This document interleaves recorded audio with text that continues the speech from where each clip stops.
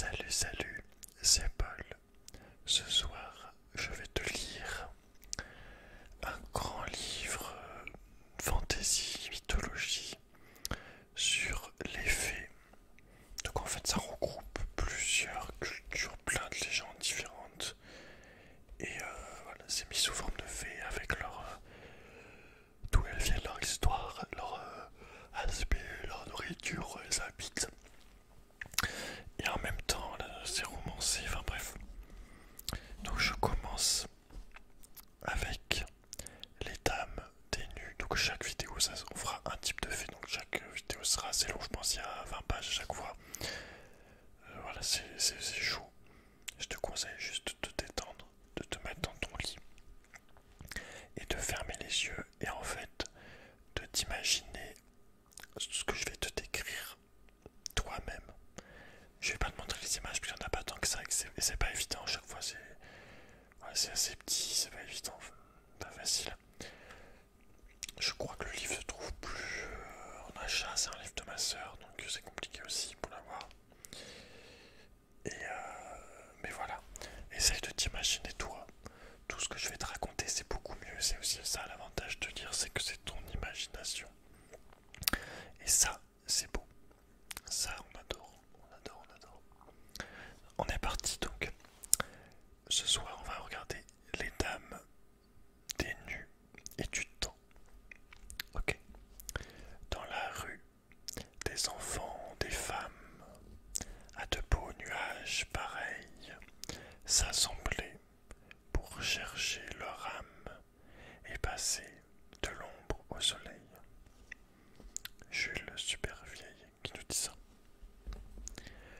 Pour deviner le temps qu'il va faire, le vagabond des fées se doit de consulter le calendrier des fées. C'est avec les lettrages de branches de prunelier que les dames de l'arc-en-ciel ont écrit l'almanach des saisons. Tout y est noté, comptabilisé. Tant de jours de pluie et de froid pour autant de belles journées. Il suffit de s'y pencher d'un peu plus près. Les oiseaux le savent bien, qui bâtissent leur nid en conséquence. Elles disent de lire au-delà des apparences, que le jour est dans la nuit et le printemps dans l'hiver, que la prime vert d'avril est une rose de Noël, et que sous l'écorce morte respire la future reine de mai. Derrière la ronce de givre repose la belle endormie, enclose dans le suaire glacé. Mais à la source du cœur, une pensée palpite à l'attente du visiteur enfêté. Là-haut, assise au creux des nuages, elle découpe les fêtes enneigées, les parures d'azur, le coup de foudre et les prairies fleuries des noces d'été. Alors, donc on commence avec les tempestaires, tempestaries. Donc, ce sont des fées de taille gigantesque, de taille titanesque, de taille neptunesque, puis de taille humaine. Leur aspect, ceux de la première génération, ressemblent trait pour trait aux descriptions que l'on a des grands dieux météores. Par la suite, ils se font plus bonhommes ou se métamorphosent en aigle blanc, en corbeau, en bonhomme de neige à queue de vache, en cochon volant tacheté de noir, en centaure sauvage étoilé, en tourbillon, en nuée au visage joufflu ou fiévreux, en cumulus, donc en nuage, on va dire, en stratus, en nimbus, en parapluie vivant, en chat qui se gratouille derrière l'oreille. On les voit en sorcière à balai, en sorcier de campagne. Leurs vêtements alors, les tempestaires voyageurs s'habillent en capitaine de navire, jaquettes et casquettes jaquettes et casquettes bleues marines, les sédentaires de longues capotes ou imperméables dégoulinants, chapeaux délavés, les ruraux de sarraux de vent, houppelande détrempée, biote étoilée, chaussée de sabots, gouttières, les dames de costume de fées, énains de rosée, torsade de brise, collerette d'averse, mantelle de ciel, changeant couronne de lune rousse, pelisse de neige traîne de vent. Ils tiennent des épées de flammes, des lances de foudre, des sacs de grêle, des bâtons et baguettes magiques, des branches d'arbres de vent. Les estudiantes, el tempestario, les scolaires, el numéro, les tempestades espagnoles sont vêtus de noir, des pieds à la tête, chaussures à boucles d'argent, enveloppées d'une vaste cape, coiffées d'un bicorne et armées d'une cuillère et d'une fourchette. Ils habitent dans des astres lointains, des châteaux de nuages, l'embarras, le tourga, carte des grottes d'où jaillissent les fontaines du ciel, moulins de neige, de sombres ateliers d'alchimistes, atmosphériques. Les marins bretons parlent de palais merveilleux suspendus aux nuages par des chaînes d'or entre le ciel et la terre. Leur nourriture, on sait qu'ils aiment le soufflé, le vol au vent et tremper la soupe. Leurs mœurs et activités. Les bons font le bien et les méchants le mal. Un nuage d'étudiantes peut avaler un homme d'une seule bouchée. Matabla, entre parenthèses la cablée, calagu, entre parenthèses le coiffre, emporte les moissons. Vuto Corios vide les citrouilles. Le jardinier les remplit. Parabane protège les digues contre les fortes marées. L'agité détient le pouvoir de lancer des pluies de grenouilles, de crapauds, de sauterelles, d'astéroïdes, de feu et de cendres. Le Elzin des pluies d'acide. Les dames célestes, en dehors de leurs travaux de tempestère, s'activent également à des tâches ménagères. Donc tout ça c'était pour les tempestaires. Maintenant on va lire leur sujet, ce qui nous est dit, ce qui est écrit. Donc qu'est-ce qu'on nous dit à leur sujet? Les tempestaires n'ont pas laissé d'écrit. L'incantation qui éveille et agite les vents se hurle. La prière qui les calme et les endort se murmure. Ni grimoire, ni pentacle, ni enfant magique n'ont jamais pu les contenir bien longtemps. La neige fond, la pluie s'évapore, l'arc-en-ciel se dilue, la foudre brûle son secret dans le silence des cendres. Mais le vent est bavard, à qui aime l'écouter. Ses voix, toujours jeunes, malgré les millénaires, rapportent les plus lointains souvenirs recueillis sur sa route. Des moires, des blés verts, au plus profond des pluies fossiles, sous le voile humide des bois. Et le grincement de l'enseigne d'auberge y met le sel du conte. Quand le vent est à son apogée, la pluie l'accompagne de ses cœurs, la neige devient miraculeuse, le gel éblouissant. Le tempestaire descend de son nuage, accorde son orgue de rue et se fait colporteur. Ils ont bien changé depuis le temps, ces faiseurs de temps. Comme il se doit à la fin des contes, les grands dieux météores se marièrent, vécurent heureux et eurent beaucoup d'enfants. Si certaines alliances réussirent, d'autres conjugaux saugrenus ou consanguins gravement répétitifs finirent par en altérer le sang. En haut de l'échelle, on trouve des dieux de foudre, et tout en bas, de simples pépères dont l'utile manifestation du legs divin se borne à prévoir le temps par le truchement d'une journée de lumbago ou des douleurs dans le gros tortou.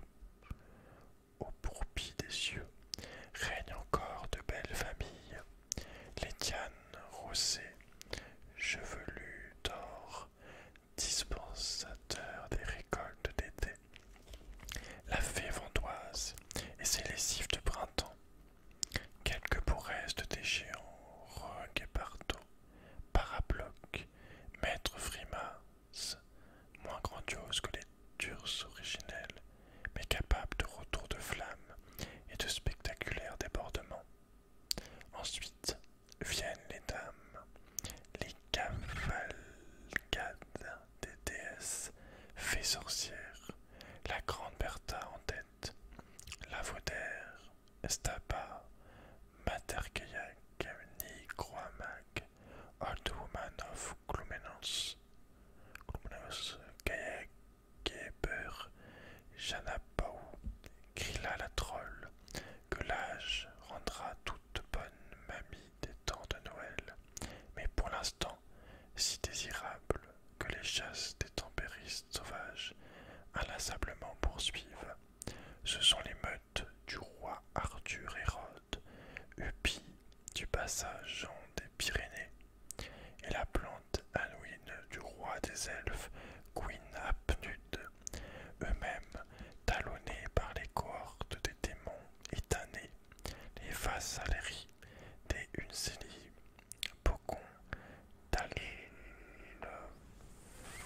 Talfs noirs, dont les saillies voltigeuses auprès des succubes, l'ami, larve, stresque, donneront jour aux enfourcheurs de balais et souillardes de pluie du type malcrale, Georgille, Fuxilieros, Broujos, Gamache et Thaumaturgs captureront dans leurs anneaux afin de les accoupler à des homonculus de laboratoire et ainsi créer des apprentis sorciers.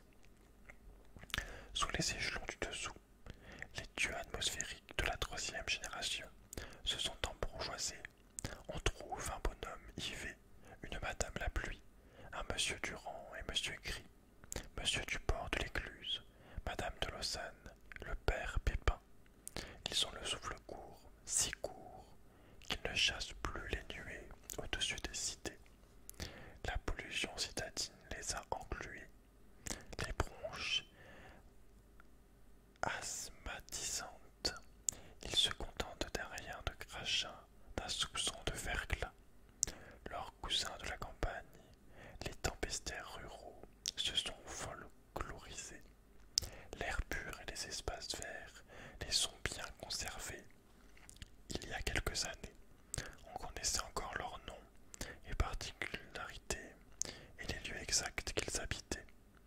En Bretagne, on invitait la mère Barnard à faire pleuvoir par temps de sécheresse. On saluait ses rusteaux et déguenillait de fil.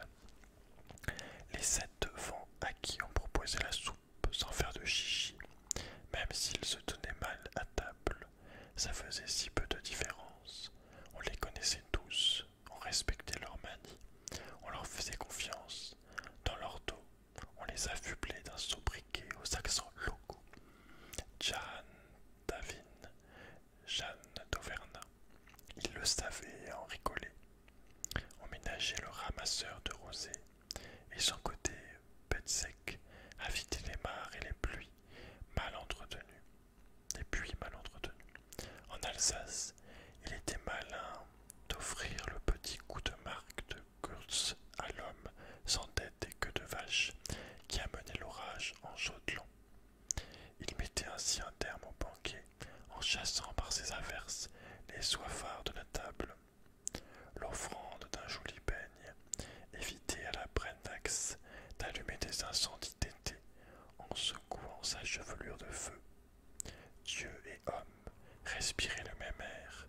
Les vieux vous diront que les saisons étaient bien plus belles autrefois, que l'hiver ressemblait à l'hiver et l'été à l'été.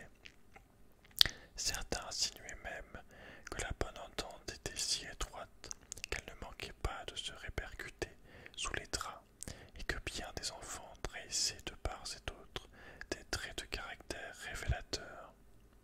Le petit dernier de la famille Martin chassait la foudre et passait les brûlures d'un seul coup d'œil de son regard de braise, hérité du tempestaire Amigna.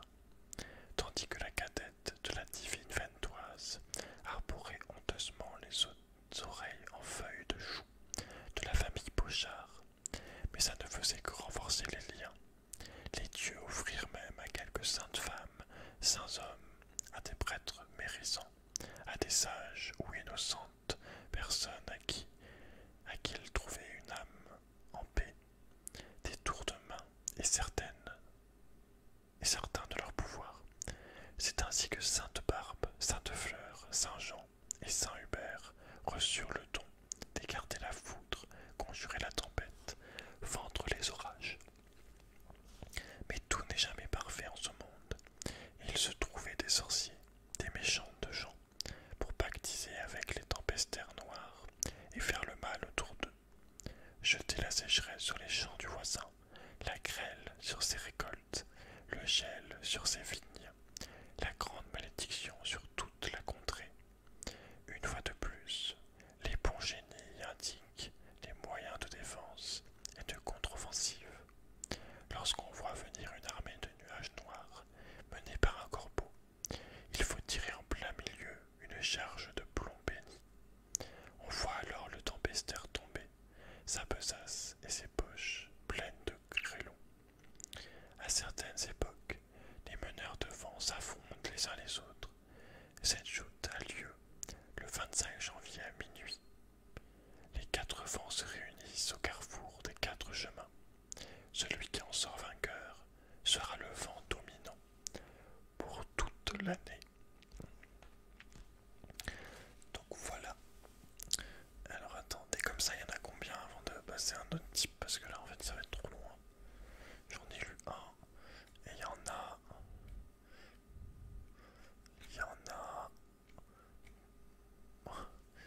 Des comme ça. 1, 2, 3, 4, 5, 6, 7, 8, 9. Il y en a 10. J'ai fait un dixième de la vidéo. Ouais. Je sais pas combien de chapitres. De chapitres me comprend. De type de fait.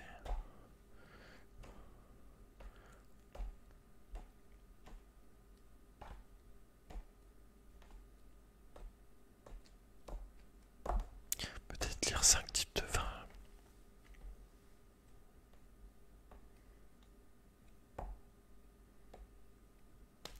Les faits et faits de foyer. Alors, maintenant nous allons parler des génies et dieux d'orage, de pluie, de neige et de vent. Leur taille, ce sont en général des géants.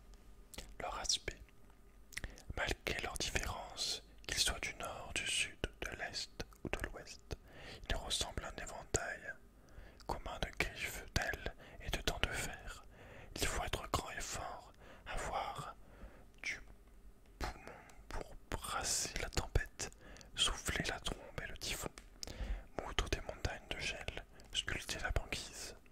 Il faut avoir la main tannée et recuite pour battre la foudre du poing, la forger, la zigzaguer entre les doigts et la lancer si loin, si profondément en terre. Il faut avoir une machinerie bien vaste et compliquée à l'intérieur de l'estomac pour fabriquer autant de brume et l'inhaler en nappe, en fogue, en bouillasse ou l'affiner en volute légère.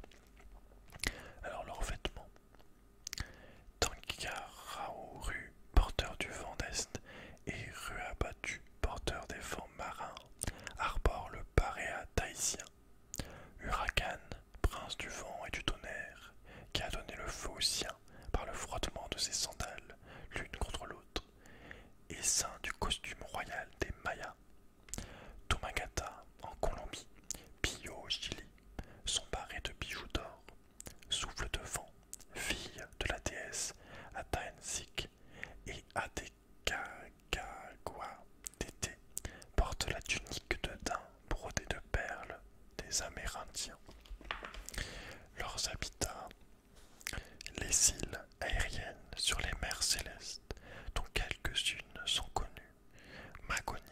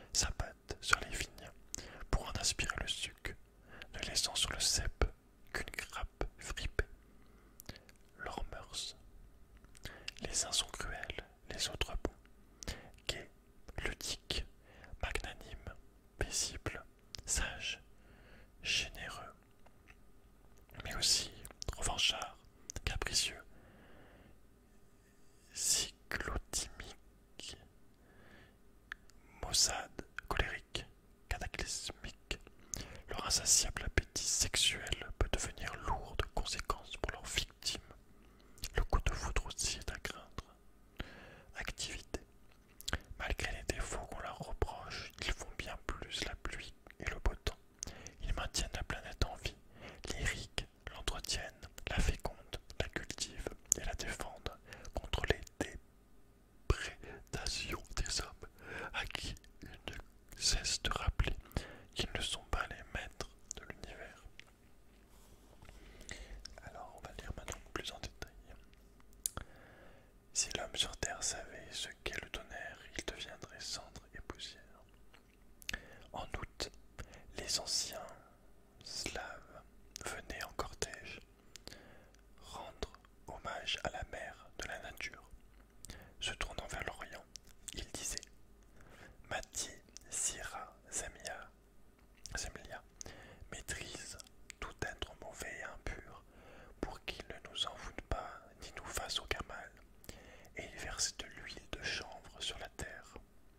Ensuite, tourné vers l'Occident, Mati, Sira, Zemlia engloutit la force impure dans des gouffres bouillonnants, dans ton feu ardent.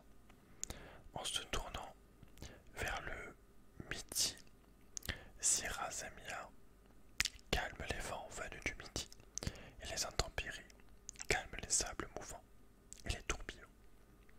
Enfin, se tournant vers le nord, il disait Mati, Sira Zemila, calme les vents boréaux, les nuées maîtrise les froids et les tempêtes de neige, et toujours après chaque invocation, ils imbibaient les sillons d'huile, et une fois la cérémonie terminée, brisaient par terre les jarres peintes et se retiraient rassurés que la déesse des nus intercédait en leur faveur auprès de Striborg, le dieu des vents, de Warpulis, maître de l'orage, d'Erisvorx, dieu de la tempête sacrée.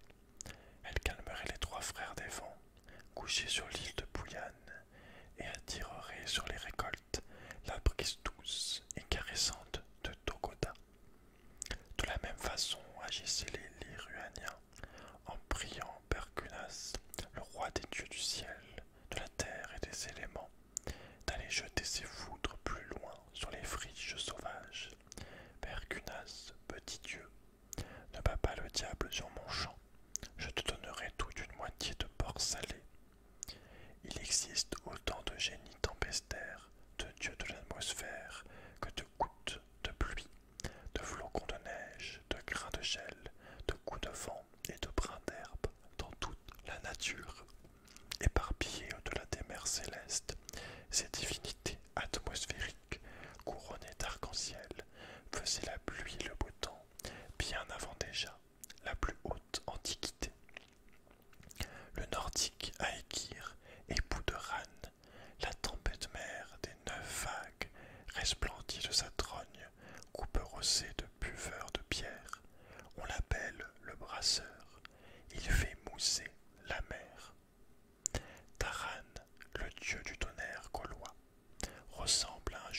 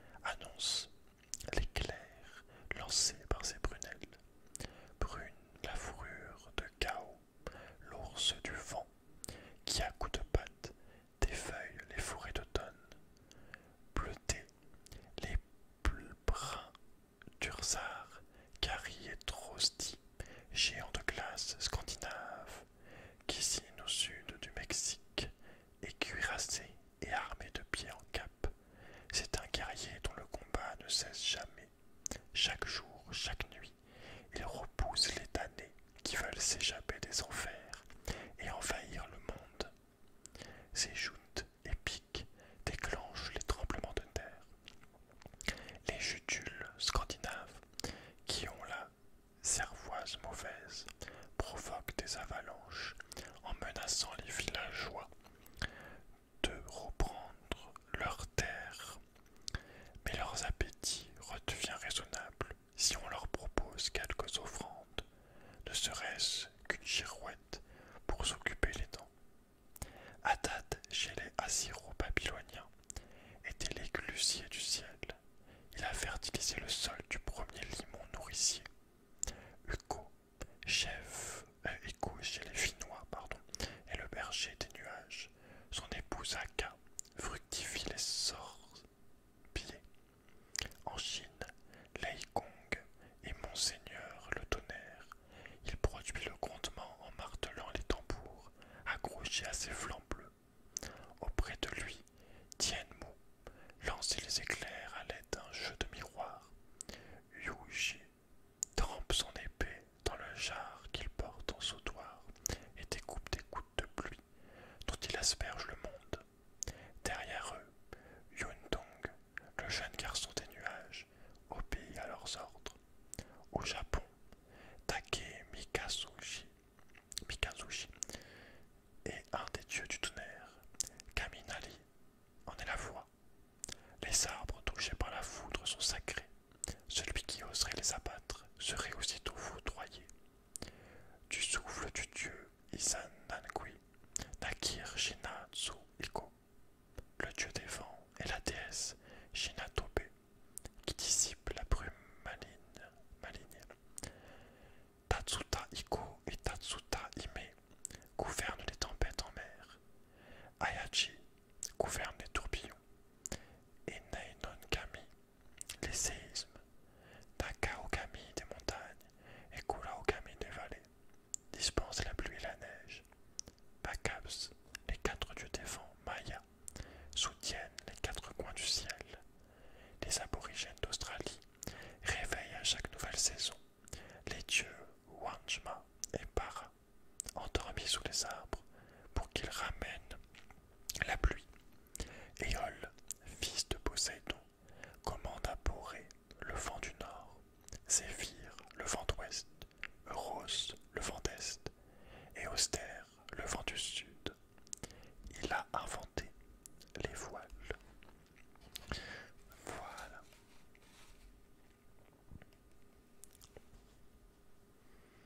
Donc là on va parler d'une déesse, si je dis pas de bêtises. Là ça parle que d'une personne.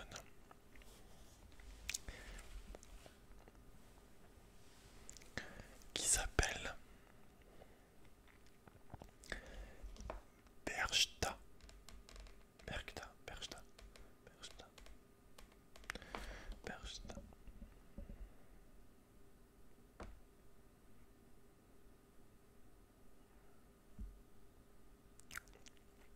Taille.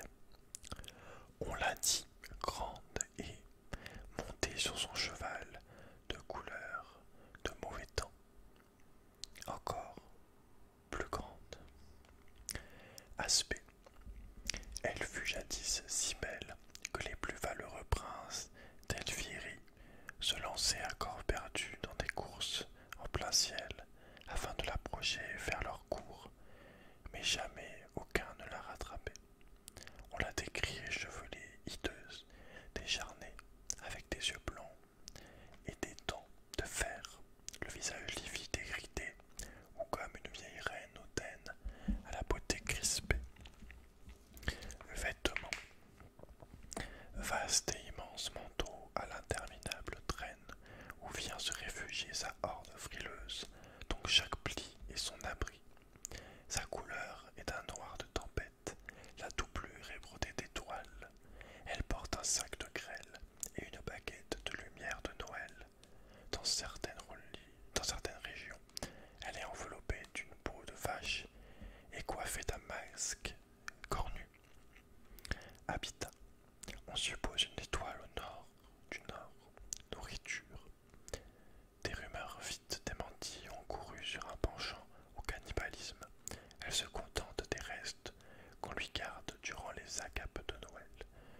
diverses activités. Déesse tempestaire, elle influence le temps, conduit les nuées de neige et de grêle, mais ramène les lumières du solstice et rallonge les jours. Déesse de la fertilité, elle aide aux accouchements et assiste les familles nombreuses. Déesse de l'abondance, elle rend au centuple ce qu'on lui offre, lui allumer une chandelle, assure une belle saison, lui offrir une couronne de houx, une généreuse récolte, les reliefs d'un repas, des victuailles toute l'année. C'est aussi une gardienne du foyer. Elle récompense les ménagères courageuses, punit les souillons. Elle dépose des cadeaux dans des pâtisseries en forme de pantoufles que les mamans confectionnaient à cet usage. Les jeunes filles lui brûlaient du houx en l'invoquant pour voir dans les fumées le visage de leur futur époux. Elle rend aveugle ceux qui s'aventurent à l'épier. Berchta est la mère de la plupart des dames d'hiver et Tati de Noël. Alors, Berchta, les déesses tempestaires, les dames d'hiver et les Tati de Noël, l'avant Noël, l'épiphanie, autant de portes du grand royaume. Angélus Malleus, l'esprit des fêtes. Alors, on commence à avoir mal au bras. On va se détendre 2 secondes. De toute façon, t'as dans ton lit, t'es posé, frère. Tu te fais absolument aucun effort. Tu te détends.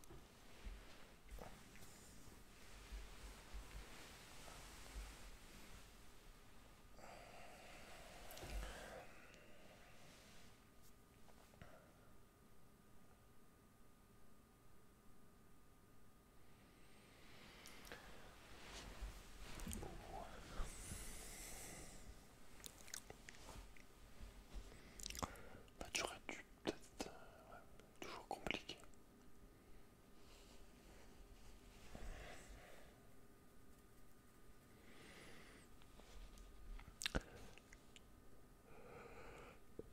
Toujours compliqué.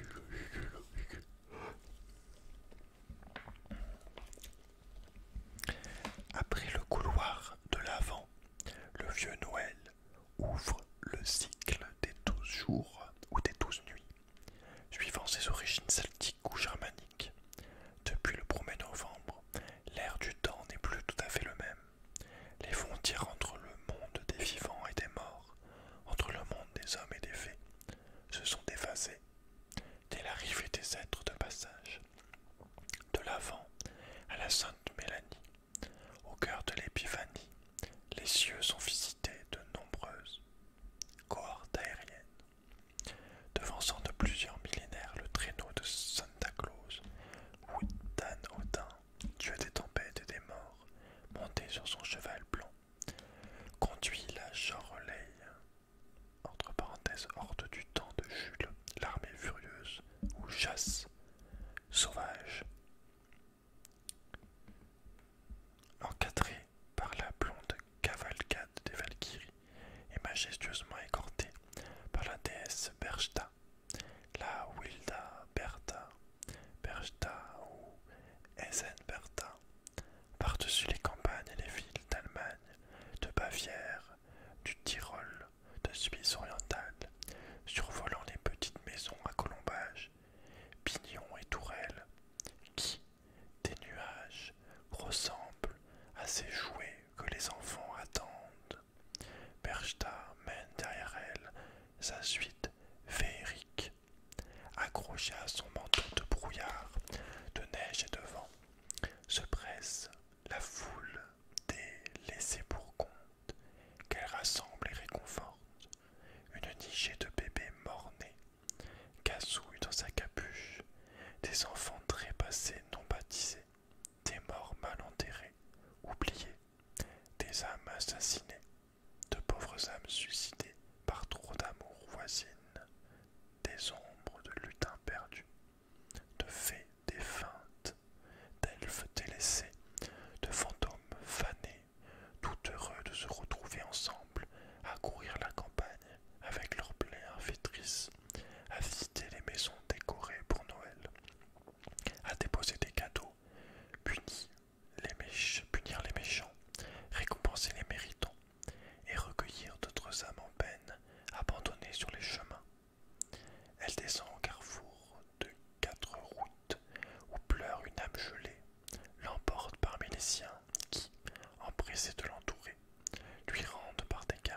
baiser vie et lumière.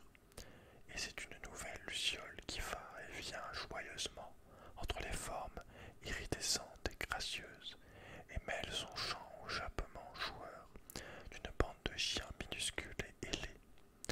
On raconte que non loin de Gusten, la compagnie céleste avait atterri dans un champ et s'amusait dans la neige en attendant la mère Berchta, occupée à examiner les travaux ménagers d'une fermière paresseuse.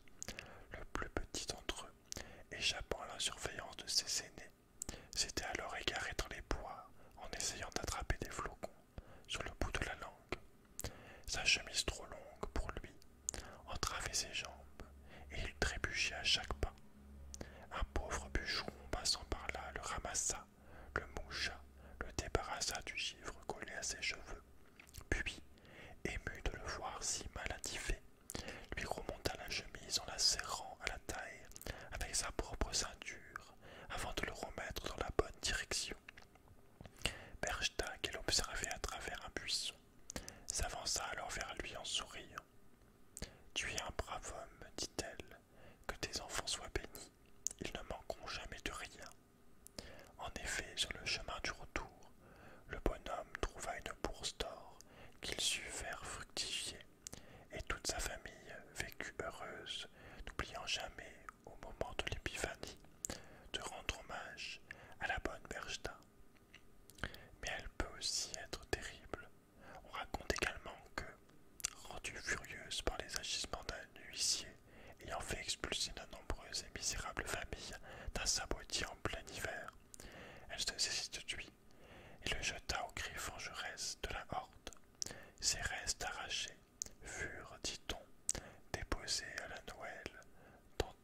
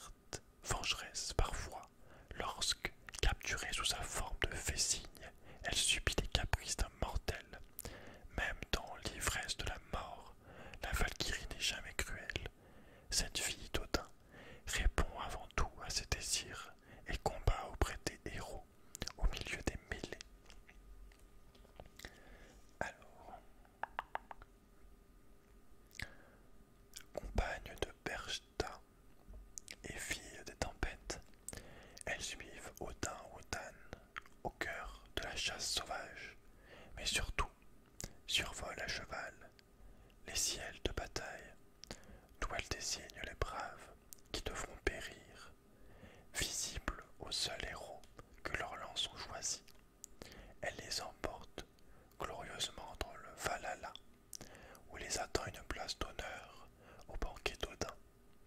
Gardienne du Valhalla, elle s'occupe des festins, serve l'hydromel et était l'assemblée guerrière de leur plantureuse présence. Superbe, musculeuse, cuirassée, casquée, les Valkyries portent un bouclier et une lance dont l'extrémité brille comme une flamme. Elle participe à tous les combats et accorde la victoire à l'armée dont le chef les a séduites par ses prouesses. Les crinières de leurs coursiers célestes laissent tomber la rosée dans les vallées, la grêle sur les forêts. Lorsqu'elles ne partent pas en guerre, les Amazones d'Odin se plaisent à parcourir le pays sous l'apparence de filles cygnes, ainsi que certaines fées, et vont se poser gracieusement près des lacs, des étangs, au fin fond des forêts solitaires. Celui qui les surprend peut, s'il demeure invisible et silencieux, les voir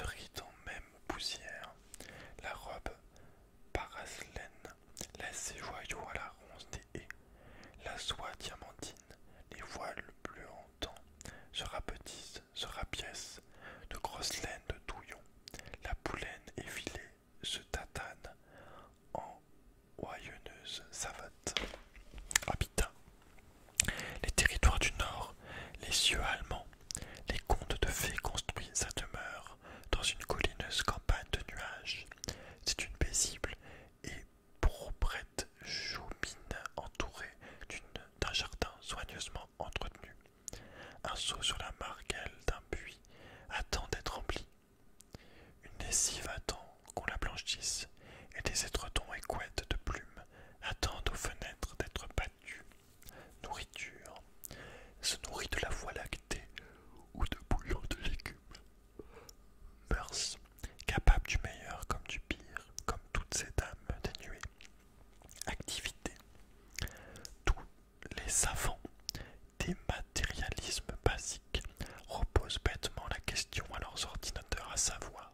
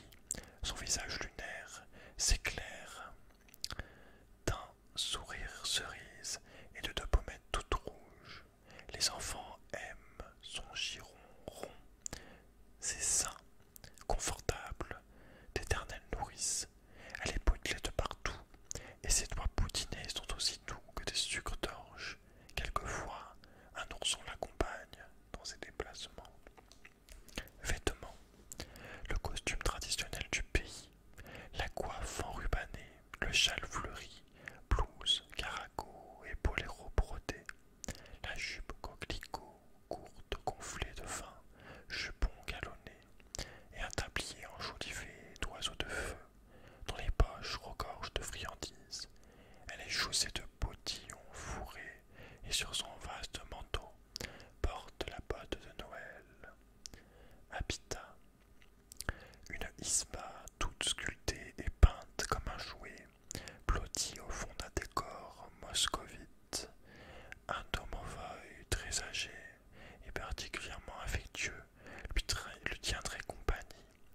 On reconnaît facilement sa maison au petit bout d'arc-en-ciel qui sert de girouette.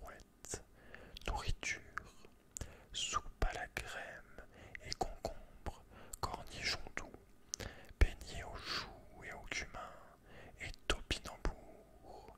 Mœurs et activités.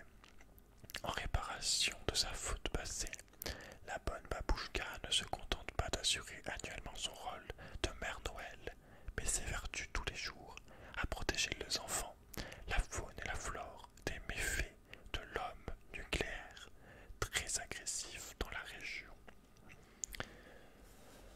Babouchka, petite mère babouchka, protège-moi du fouet de la Baba Yaga. Baba Yaga qui elle est une méchante. Alors, une fois, il y a bien longtemps, la fée Babouchka était affilée au chaud dans son isba. La neige brassée par les vents blanchissait montagnes et campagnes de la vieille Russie. C'était un temps à ne pas mettre un domovoi dehors. Pourtant, quelqu'un frappa au carreau où la dentelle des rideaux, les fleurs de givre et les reflets de branches verglacées confondaient leurs entrelacs. C'étaient des étrangers, chamarrés d'or et bleus de froid. L'enfant divin est né, dirent les rois mages. Nous suivons l'étoile qui nous conduisait à lui, mais la brise l'a soufflé et nous voici perdus. Auriez-vous la bonté, petite mère, de nous guider à travers ces forêts sans chemin, afin de lui offrir ses présents, et la myrrhe et l'encens. Sur le seuil de sa porte, Babouchka leur montra la direction du sud. C'est toujours tout droit. Il faisait si froid dehors qu'elle refusa de faire un pas de plus dans cette neige qui lui glaçait le cœur. Mais une fois la porte refermée, malgré le bon ronflon du poêle, rien ne put la réchauffer. Le remords était comme un morceau de glace qui gagnait tout son corps.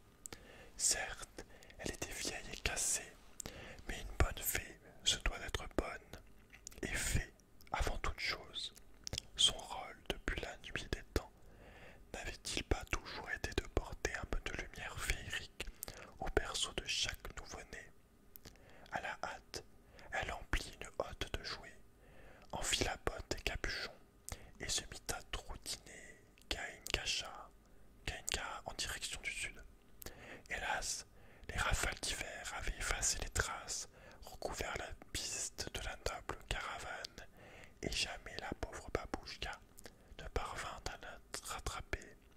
C'est pour cette raison que depuis son refus de mener les rois mages jusqu'à l'enfant élu, la fée Babouchka, à chaque Noël, malgré le froid, le vent et la neige, se rend de maison en maison pour distribuer des cadeaux, pour se faire pardonner, car elle sait que dans le regard de chaque enfant brille la joie du petit Jésus.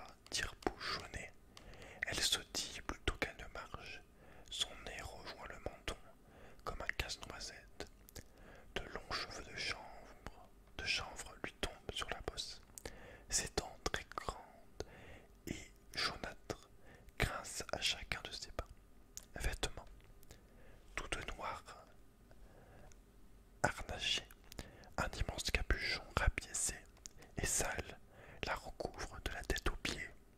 N'en dépasse que le profil crochu et d'interminables souliers troués. Une grosse bosse accentue encore la voûte de son dos.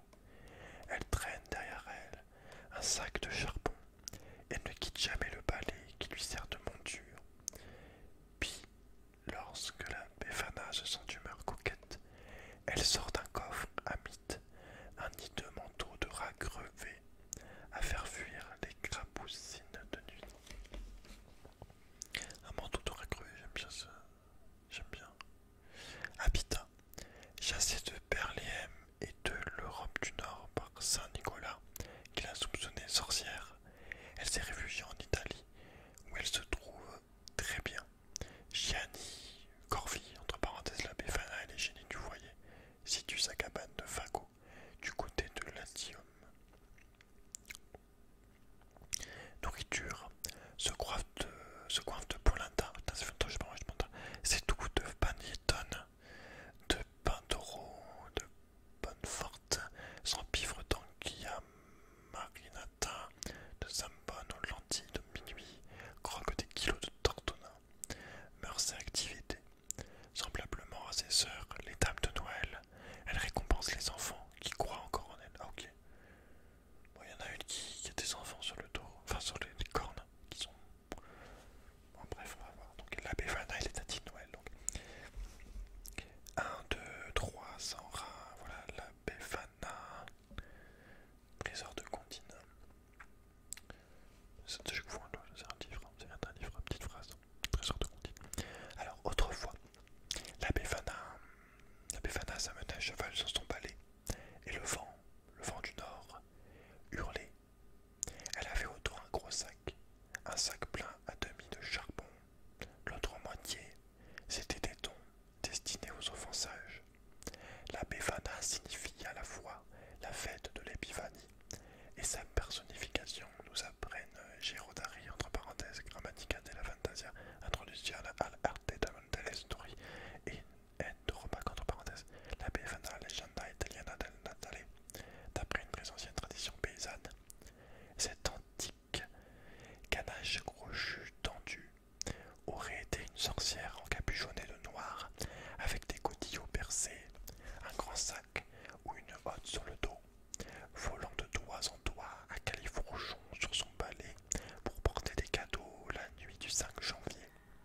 C'est la tante Harry d'Italie, devenue bienveillante avec l'âge, l'ogresse d'hier, dépose en passant par les cheminées des jouets en récompense, du charbon en punition, dans les bas, les souliers et chaussons des petits.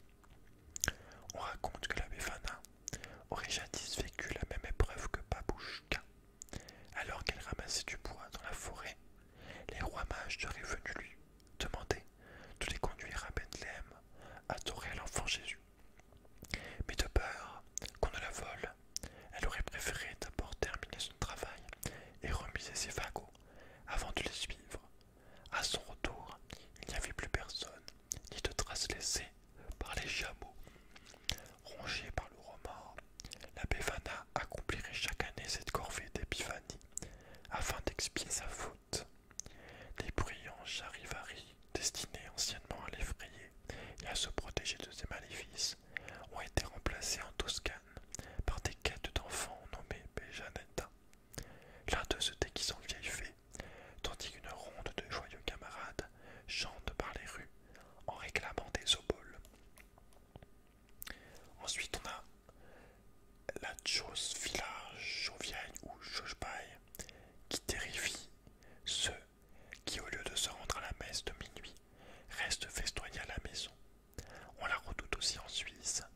Tsao David emmêle de façon inextricable les travaux d'aiguille qui n'ont pas été terminés pour Noël. Ensuite, on a Snegurochka, autre cousine de Russie, montée sur une nacelle de lumière, entourée de milliers de petits papillons de neige qui descendent se poser sur les haies et les vergers dès que s'approche le beau cavalier du printemps. Il y a aussi Vrogod, la petite nièce de la Berchta la sauvage. Vrogod rôde dans le village la nuit de Noël, poussant devant elle une meute de chiens maudits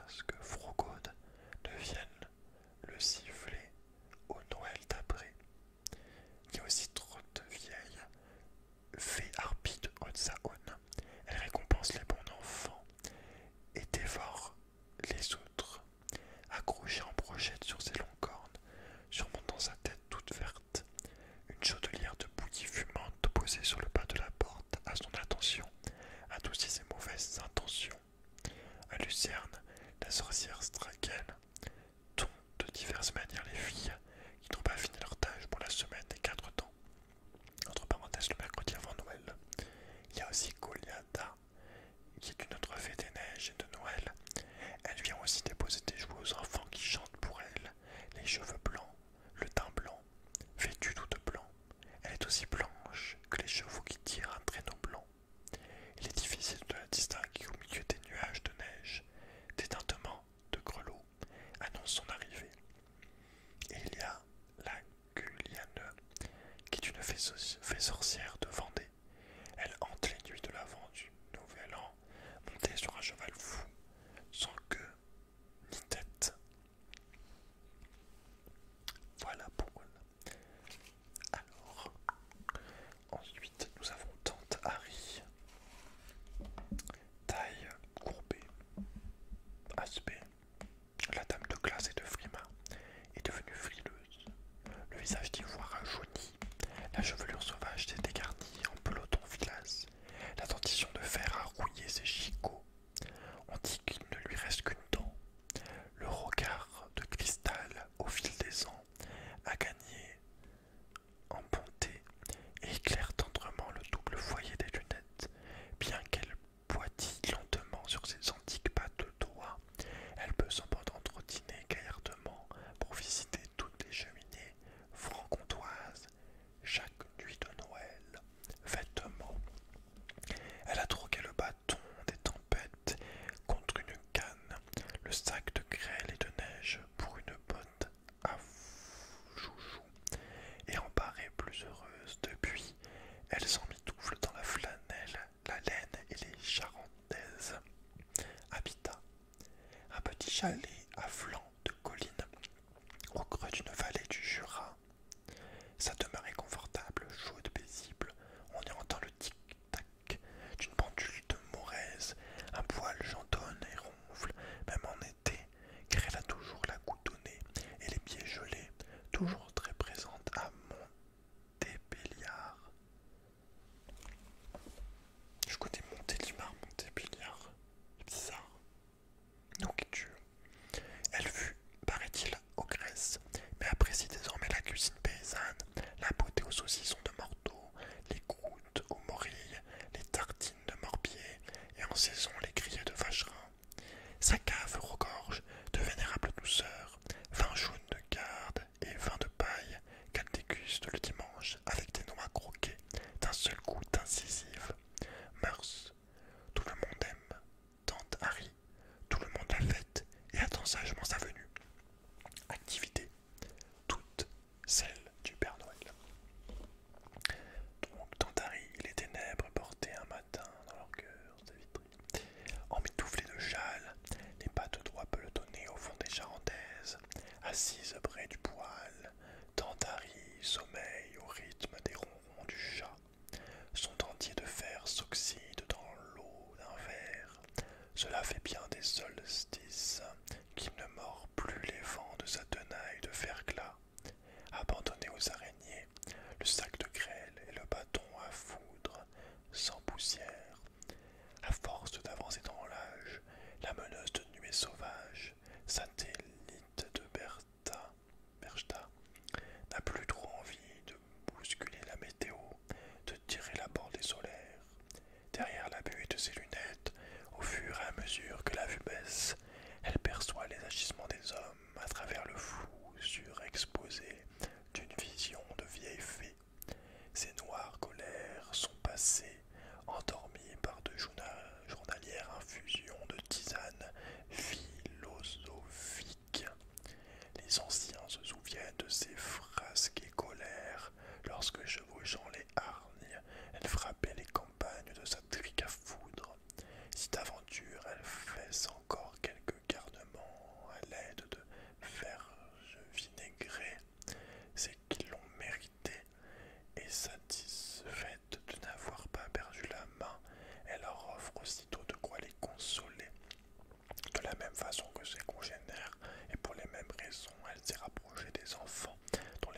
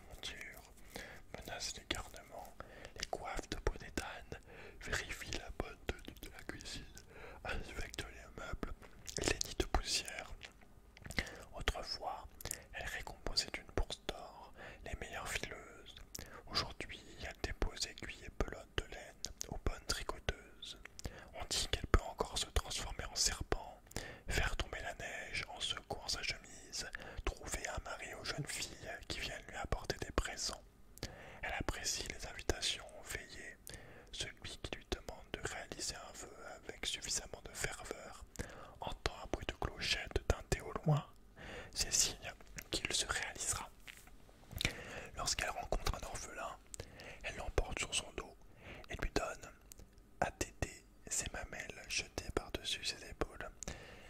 Agaperte, fée des neiges, fait aussi l'occasion la nourrice.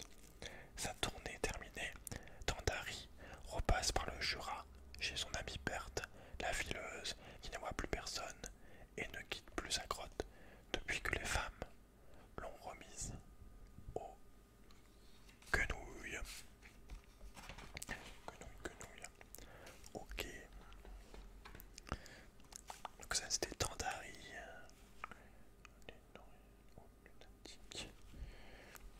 Alors lui ils sont marrants. Ils ressemblent à rien. Ils ressemblent à rien. Ils ressemblent à rien. Ok, il nous en reste. Et il nous en reste que deux. Ça vient de bien sortir. Petite pause, donc là détends-toi, franchement relax toi. Juste tu te détends. Tu te détends. Je m'étire un peu.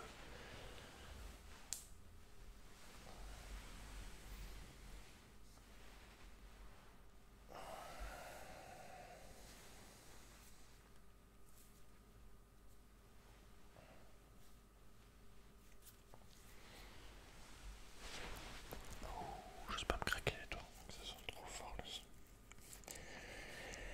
Alors,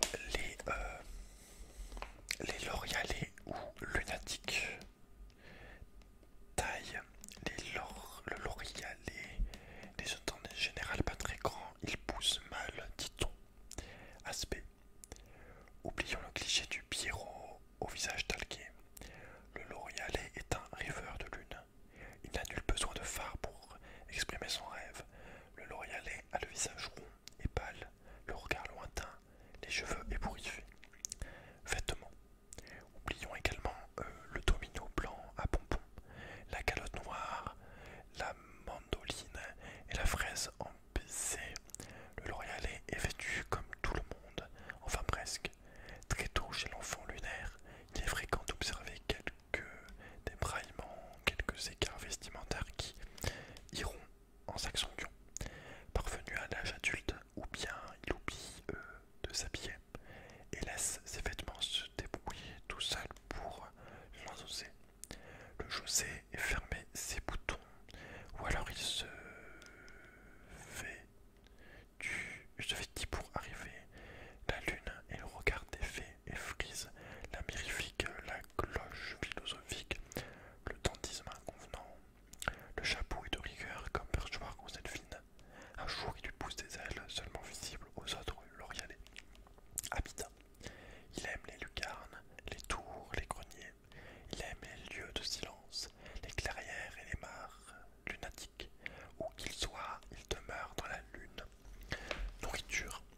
La soupe à la grande citrouille, la tisane aux lupines, à la minette dorée et les sorinettes d'automne. Mœurs. Mélancolique, méditatif et doux, solitaire.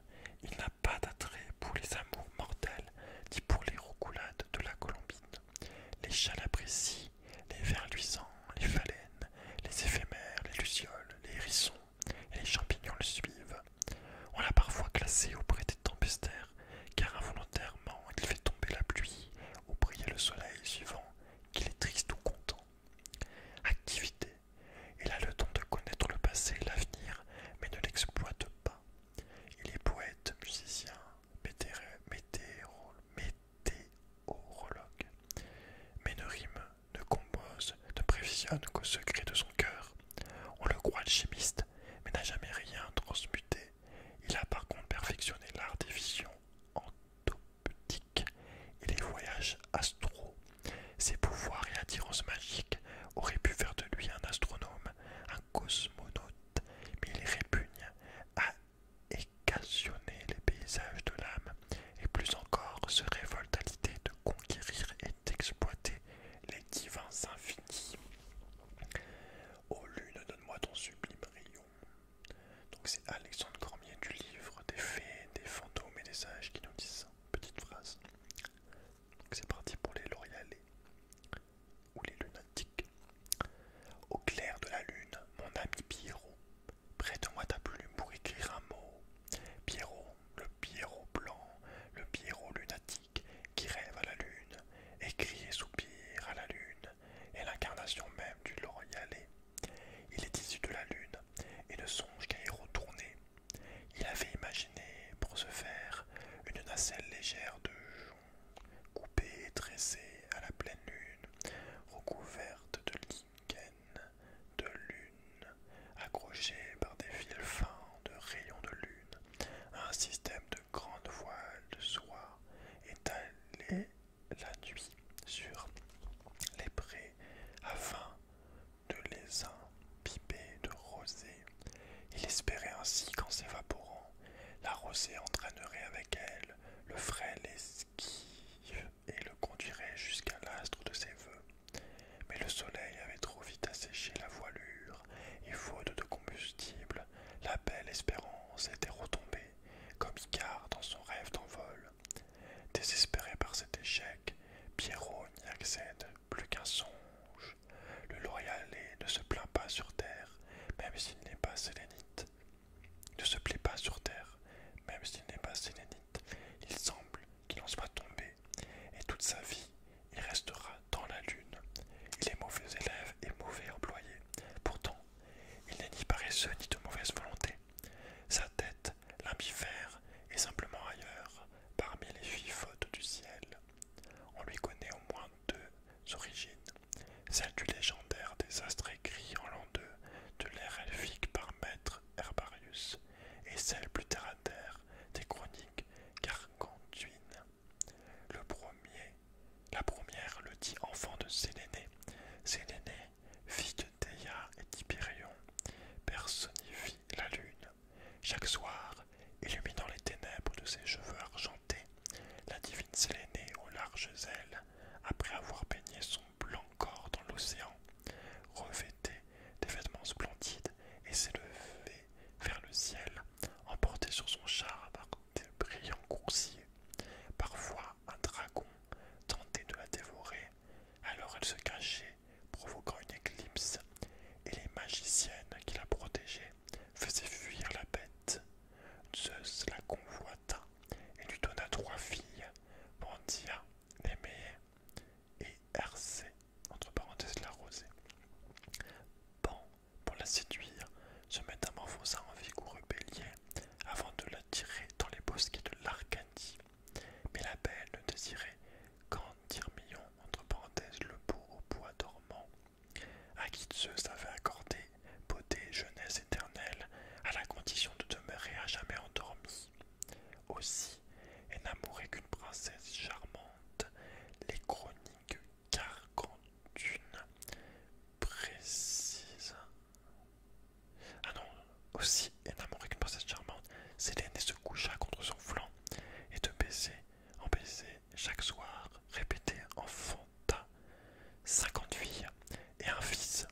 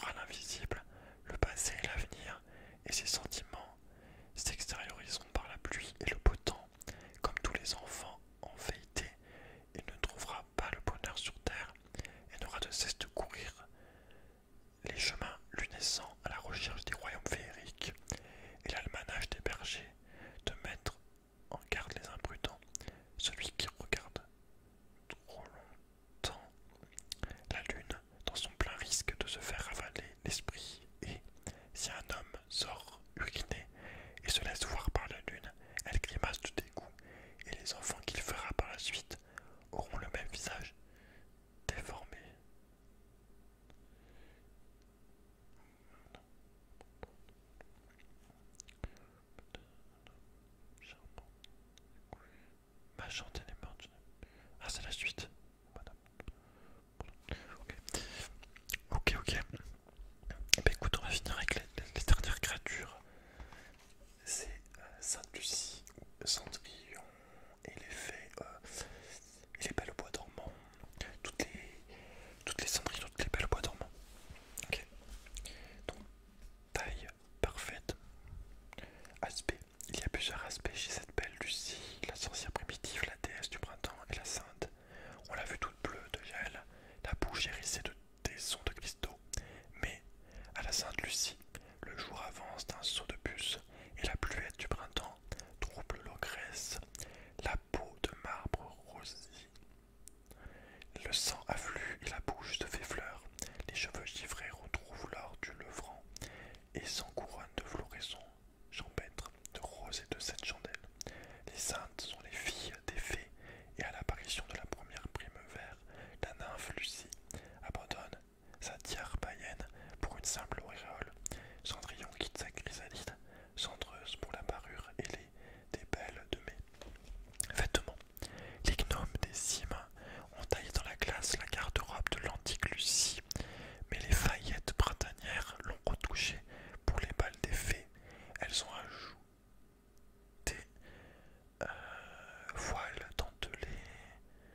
Elles ont ajouré voilés, dentelés, les gros plis, raccourcis, décolletés suggérés. Chaque année, c'est drapé de blanc, coiffé de feuilles de lumière, que la Vierge Lucie ouvre la porte des beaux jours.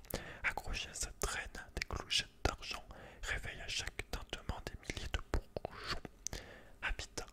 Sa chambre est l'hiver, sa maison le printemps, les bois, les prairies, les jardins d'été. On la rencontre en Allemagne, en Bavière, en Autriche, en Bohême, en Alsace, dans le nord de l'Italie, toutes les régions septentrionales.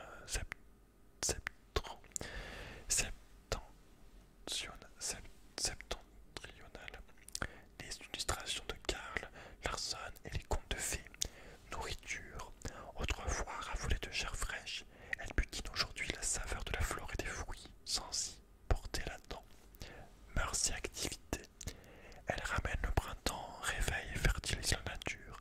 La légende rapporte que lors d'une grande famine en Suède, Sainte Lucie vint un 13 décembre sauver le pays en apportant des vivres. Aussi, tous les ans, à cette date, chaque église, chaque école choisit pour commémorer le miracle la jeune fille qui sera la Lucie du jour. Télope, la reine de lumière, s'habille d'une robe blanche, d'une ceinture coquelicot, et la chevelure coiffée d'une couronne de feuillage ornée de 7 chandelles va servir à l'entour du café et des brioches appelées couronne ou chat de Lucie. Alors, cuire les chats de Lucie sur la plaque bien chauffée environ 5 minutes jusqu'à ce qu'ils soient dorés. C'est Malapower de Follow de Yeo qui nous dit ça. Couchée à l'ombre d'un baldaquin de givre où elle semble avoir abandonné l'apparence de la vie, la belle gisante d'or et de ses rêves vont naître et fleurir les silhouettes éblouies des demoiselles de l'aurore. Sainte Lucie est à la fois sorcière d'hiver et fée de printemps.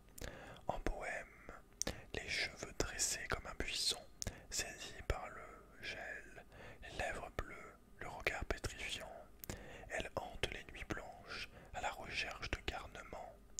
Dans sa haute, elle les emporte jusqu'au plus profond de la terre, leur ouvre le ventre, les bourre de paille et les ajoute à sa famille de poupées. En Bavière, en Autriche, elle se déguise en chèvre volante ou en sorcière à masque d'oiseau. Elle s'adoucit en Alsace et apparaît le visage talgué,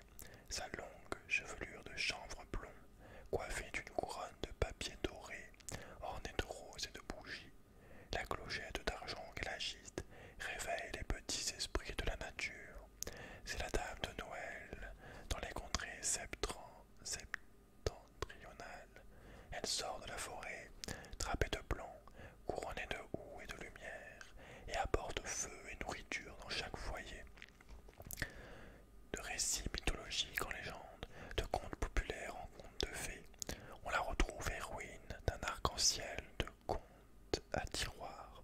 Jeune princesse emprisonnée dans un abîme souterrain par une des ogresses d'hiver. Versta, Befana, Gaillac, Peur. Parfois, elle parvient à s'évader toute seule. Sinon, le fils de la méchante geôlière, éperdu d'amour pour la belle, l'aide à fuir.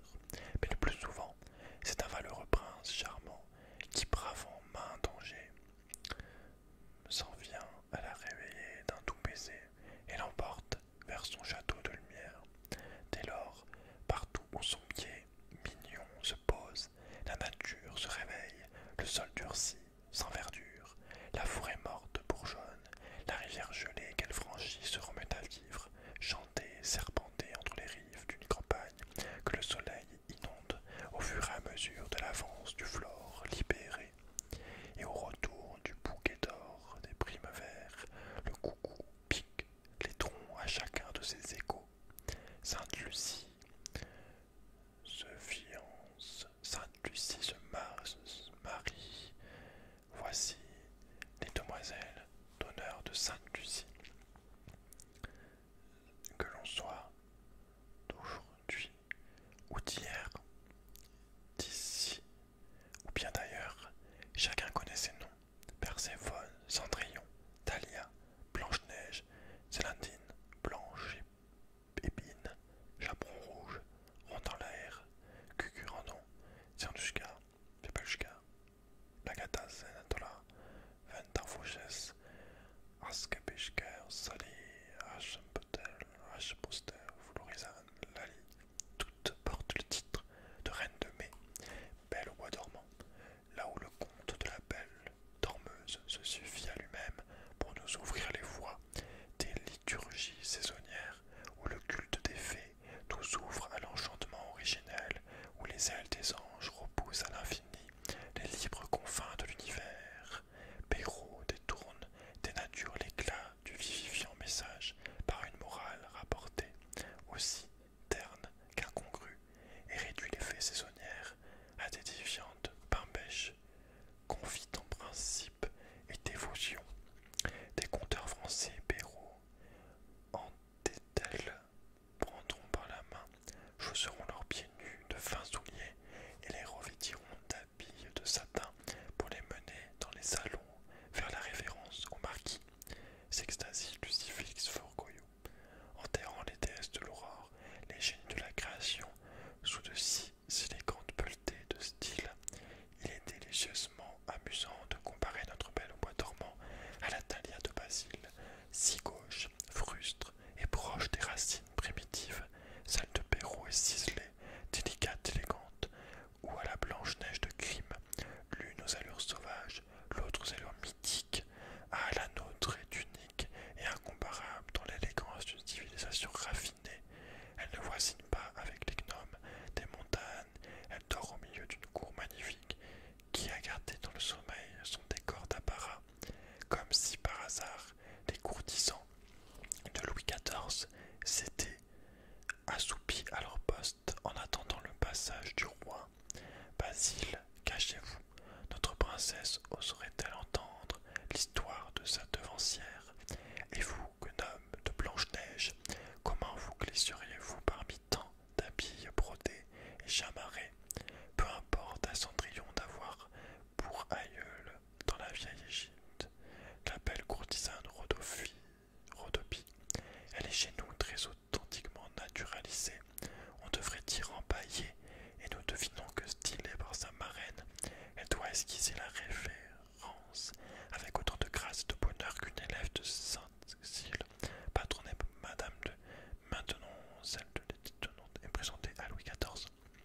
Les fées elles-mêmes sont sincères, très purement et très agréablement. Elles sont fées de France, avisées, prudentes, sociables,